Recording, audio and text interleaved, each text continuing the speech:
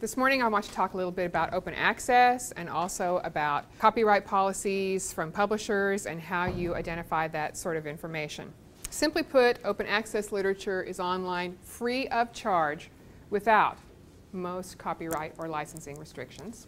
A lot of people, when they hear open access, they think there is no peer review. Open access is compatible with copyright, peer review, and preservation. All those things can apply. The simple difference is the subscription access barrier is removed, so you're not paying for that content. Open access is considered a constructive movement. It's dedicated to building a body of literature. You use the word most copyright or licensing restriction.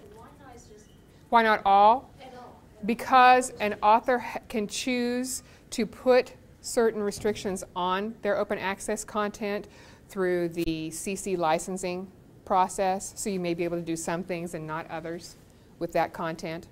And finally, recent studies suggest that open access increases the impact of published research. You can go to the OpSite project, and that's a continuously updated bibliography of studies that are looking at open access and its impact there in terms of citation impact. A really good piece is a piece written by Alma Swan, which is available open access, called Open Access Citation Advantage, Studies and Results to Date, where she summarizes many of the studies that had happened up to that point in time. Okay, so open access is designed to serve many people. It helps authors because it allows you to have greater visibility and impact. You reach a much larger worldwide audience. For readers, it means you have access to the content that you're interested in. You, as scholars here at the university, enjoy access to open materials. You probably don't even realize they're open, but it's nice when you go looking for something and voila, it's there waiting for you. Teachers and students get access to key resources, so it helps hold down costs. Universities, it gives them an opportunity to increase the visibility of the research that's conducted at the university and the faculty at the university. Again, it helps to reduce budget expenses. For libraries, we hope that over time it will help us address the crisis we have in terms of the rising cost of serials. Funding agencies and governments like to see research become more widely available, discoverable, and useful. In fact, some funding agencies require open access for what they fund, and citizens receive access to research for which they pay through their taxes. So let's talk a moment about green and gold OA. We're going to delve a little deeper into open access now. So, open access has two basic flavors. Green OA means that you put your content into an institutional or a disciplinary repository. There is no peer review process at the repository level. So the repository does not offer that peer review process. There are also disciplinary repositories. Probably the most famous is the physics disciplinary repository, which has been up and running for many years. Gold OA means your content is made freely accessible as soon as it's published, and there is a peer review process as part of that publishing process. So if a journal is gold OA, it means that they go through the peer review process and then the content is immediately accessible. A recent article did some studies where they actually looked at disruptive technologies, and when you use that disruptive technologies research, they predict that gold OA could account for 50% of all articles between 2017 and 2021 and up to 90% between 2020 and 2025. So that will be a highly disruptive technology for the publishing industry. Green and gold OA, that terminology applies mostly to publishing and journal literature, and when people think about open access, it's frequently journal literature that they focus on. Book open access publishing just is not as far down the road. And a couple questions that we get when we start thinking about open access journals and publishing there is it legal to post my articles? You know, we've had a recent controversy just before the break where we were hearing that Elsevier was sending takedown notices to academia.edu. They were asking for articles to be brought down because the author was putting them up against what the agreement is between the author and Elsevier. Just this week I read that they're getting about 2,000 a week takedown requests, and some universities are starting to get takedown requests too from faculty members who put things up on their own websites. So how do I know whether it's legal to post my articles? you can go to Sherpa Romeo, and that allows you to look up a publisher's copyright and self-archiving policy. And there's the website, and we're going to look at some screenshots from Sherpa Romeo. So here we have a journal called Water Research from Elsevier, and Elsevier will not allow you to archive the preprint. That is, what you send into the journal, your initial submission, they will not allow you to put that into an institutional repository or on your website. However, they will allow you to archive the post-print, that is, your final draft post-refereeing. So you've written it, you've submitted it, it's come back with referee comments, you've made those changes, you've resubmitted it to the journal for publication. That version that you resubmit can go into an institutional repository. Okay? It's not, in the end, it's not exactly the same as what is found at the publisher's website, because obviously the publisher does certain formatting, there'll be page numbers and so on and so forth, but it is a copy, so that means that someone who lives in a part of the world where they don't have access to that journal, and frankly, the part of the world that doesn't have access to the journal is not just across the sea. Sometimes it's smaller institutions within the state of Oklahoma that don't have access to some of these things. They will have access to a version of your work. Essentially, pretty much the same version as what Elsevier is going to publish, but without their formatting. Okay, another example. Here we have Environmental Science and Technology from the American Chemical Society. The American Chemical Society does not support any sort of posting. So they're not very friendly in terms of open access. Romeo will also give you information about a publisher in general. So you can look up a particular journal and find out what its policy is for open access and for posting your work on an institutional repository or a personal website. You can also look up a publisher and see what their general policy is. Now, I will tell you that I would use this general policy when you don't see a specific journal in that database as a starting point. But generally, if I were looking at ASCE and I had a specific journal I was interested in, I would also look up that journal, because there's nothing that says a publisher can't have. This is our general. For this particular journal, which is our flagship journal, we have a slightly different policy. Okay? If you don't find a journal in Sherpa Romeo, go to the publisher website, look around. Still can't find it, send them an email, ask what it is. The fact of the matter is, there are questionable publishers whether the item is open access or a standard print journal. It's not like that's a new thing, it's just that it's happening in a different sort of arena. So what our advice to you is, a questionable publisher is one that gives insufficient information or they hide information about author fees. So you want to make sure that you see that they either say we don't have author fees, or they set out a schedule for what those author fees are. Or they offer to publish your paper without any discussion of that, and then later they send you an invoice for the cost of it. If you or your colleagues have never heard of the journal, you don't recognize anyone on the editorial board, you want to be more careful about potentially publishing in that journal. Or if you look at the journal itself and it publishes papers that are not academic in nature, that's one that you wouldn't want to publish in. So you have to use some common sense. Recently, the Directory of Open Access Journals and several other publishers have gotten together after this sting operation went through. The Committee on Publication Ethics, the Directory of Open Access Journals, the Open Access Scholarly Publishers Association, and the World Association of Medical Editors are developing principles of transparency and best practice in scholarly publishing. It's a 16-point document covering everything from using peer review to dictating where information about copywriting and licensing information is displayed, to publishing schedules and marketing practices. So they are working to address this issue, and they will, I know that the Directory of Open Access Journals is working to try to improve the quality of what they represent in their database. Some of you may have heard of something called Beall's List.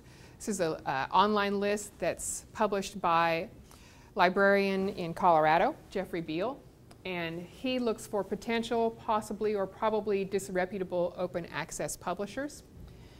This is his opinion, and he freely admits this. He has lots of people that help him. They send in submissions that they think may be questionable publishers, and he investigates them. It is focused primarily on the STEM disciplines. but that is a place where you can look for a list of questionable publishers. We've spent some time talking about journals and how you find those copyright policies. In terms of open access, there are nearly 10,000 open access journals. You can find those in the directory of open access journals. Open access books also exist. There's a directory of open access books. And in case you have not heard, the University of Oklahoma is going to become an open access book publisher in cooperation with the Max Planck Institute. We will be starting that in the coming next fall. There's also open data. I've given an example of one place where you can learn about open data. It's called DataBib. So if you're looking for data sets that you could use in a classroom, for example, if you want students to work with a data set, you could look at databib.org. And there are open educational resources. Some of you may have attended the open educational resource session that was held first thing this morning with Stacy Zemke. Places like OER Commons, Connections, Boundless, OpenStax are available to help you find open textbooks and other open resources. A little bit about the open access landscape, and we'll look at campus, funding agencies, national and international. So on campus, one benchmark that we look at is institutional repositories. Everyone in the Big 12 has one now, and you see there we are in red, and many of our aspirational peers have institutional repositories as well. Our institutional repository is called ShareOK. It is jointly owned by us and OSU, so it's home to the intellectual output of both universities. Currently, we have OU dissertations in our institutional repository, and we are seeking faculty publications, links to research data. We're going to add in our own collections that we've digitized and are continuing to digitize, open educational resources as we build them, open journals, and more. So I would encourage those of you who are publishing to feel free to submit your work into ShareOK. And if you have questions about, is that article something where I can actually put it in an institutional repository, you can go to Sherpa Romeo and determine that. You can come and ask us, and we'll help walk you through that process. So ShareOK is the place to post your article. And we will be providing view and download statistics for your work. So as your work is up there, we can tell you how many times people view it, how many times they download it. And you'll be able to include that every year on your faculty activities report. Another open access benchmark is open access funding. University of Oklahoma has recently established an open access fund, and you can see here some of the other Big 12 and aspirational peers who have open access funds. There are actually a couple of different funds at the university. The University Library's Open Access Fund is for true open access journals. That is, they show up in the directory of open access journals. They publish immediately open access. There is no delay for that, say a 6-month or a 12-month delay. And they adhere to the OASPA. I won't be able to tell you exactly what that stands for, but it's Open Access Scholarly Publishers Association. To their guidelines as well. And we will give up to $1,500 per researcher per year to underwrite the sorts of page charges that can sometimes happen in open access journals. And that's another thing I want to spend just a moment on, to say that a lot of people, when they hear open access, they hear that costs money and I don't have money to publish open access. There has been research done on the directory of open access journals and the journals that are within there, and a majority of those journals do not cost anything for you to publish open access. There is no charge to the author. There are journals that do charge, and that varies from a few hundred to 2,500 or more. It just depends upon the journal. As I said, we will give up to $1,500 per researcher per year. The Vice President for Research also has money to help underwrite open access funding. Their money is for journals that are either delayed publishing, where there may be a 6-month embargo before your article becomes open access, or for what we call hybrid publishing. So there are many journals that are traditional journals, and they will say to you, if you would like your article to be open access, we will be happy to have that happen, and you need to pay an open access fee for that to happen. So our fund does not underwrite that, but the Vice President's fund does. An institutional open access policy is another open access benchmark. You can see that the University of Kansas within the Big 12 has an institutional open access policy, and then many other institutions do as well. A really big one was the University of California, happened this summer, and that touches over 8,000 researchers within the University of California system. So they're requiring that their authors publish open access.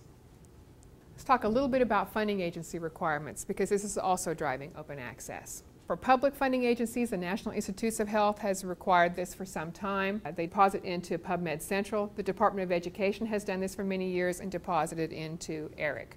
Private end, a couple of big funders, both the Wellcome Trust and the Howard Hughes Medical Institute, require that what they fund when publications come out, those publications be open access. Nationally, the Office of Science and Technology Policy now requires federal agencies with over $100 million in R&D to develop plans to make published research results freely available within 1 year of publication. Okay. This is still not settled. They said this last spring, and because it's the government, the wheels do not move terribly fast. So we have several things going on in that arena. One is that research libraries have put together a proposal that they call SHARE, where we would actually interconnect these institutional repositories to provide open access to those articles. Publishers have also put together their proposal to do the same thing, and they call it CHORUS. Everyone has an acronym. And then finally, the government itself is still considering, should they be the one that does that? And will they use a variation of the PubMed platform, or will they build something different? So nothing's been decided. Neither has a specific time frame been decided. This says within 1 year of publication. It may end up being less than a year. It may end up being more than a year. It may vary from agency to agency.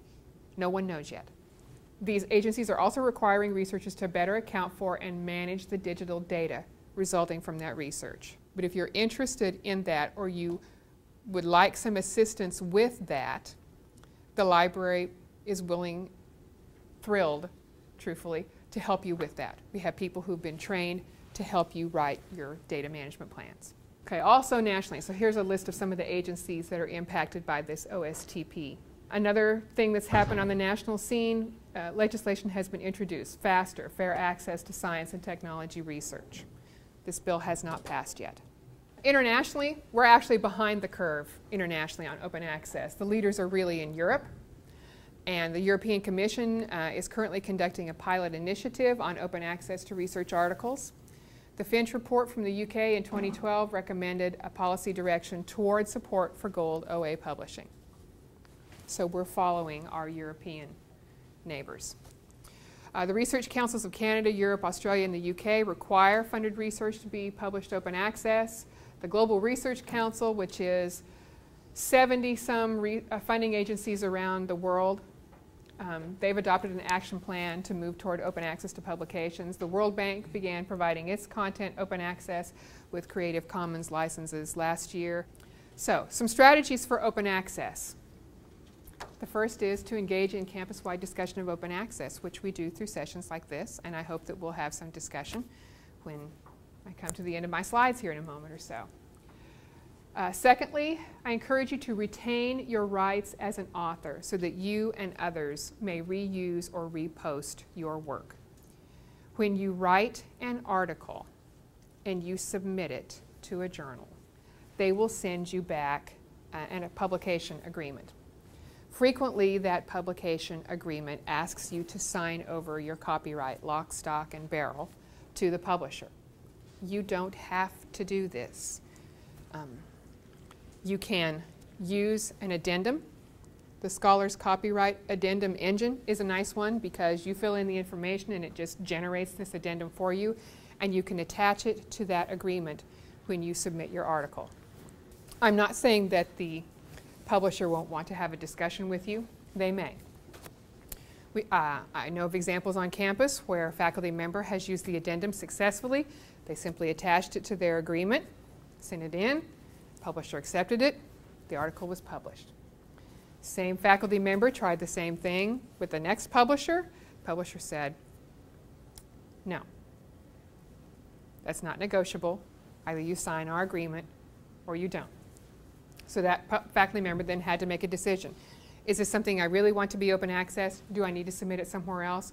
Or do I want to take their agreement? I also heard, I don't have an example of this on campus yet, but I have heard that there are some publishers where if you use the addendum and you send it in, they will send you a different agreement that has different language that is more open to posting your content and retaining some of your rights.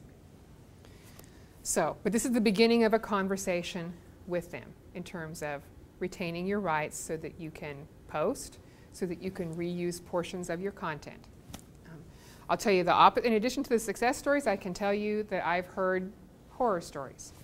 I know of a faculty member on campus who published with a particular publisher. He had some figures in that article. He wanted to reuse them somewhere else, and the publisher said, "We'd be happy to do that for you. There's a fee." And it was $2,000 to $3,000. So it's good to retain your rights. We talked about articles here, but you also have data. Consider posting your data in an open data repository or portions of your data, or develop a data management plan that says this part of my data is available now. The next part of my data is available 2 to 3 years down the road when I've completed my article and I'm ready for other people to have that data and reuse it for their own research. Seek funding support for open access publishing. Use the library's open access fund. Use the Vice President for Research's open access fund.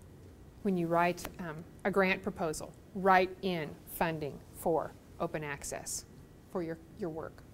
Publish in open access venues. Look at the directory of open access journals and find places where you might want to publish. Or publish in journals that offer open access options, such as the ability to archive preprints, postprints, or even the publisher version.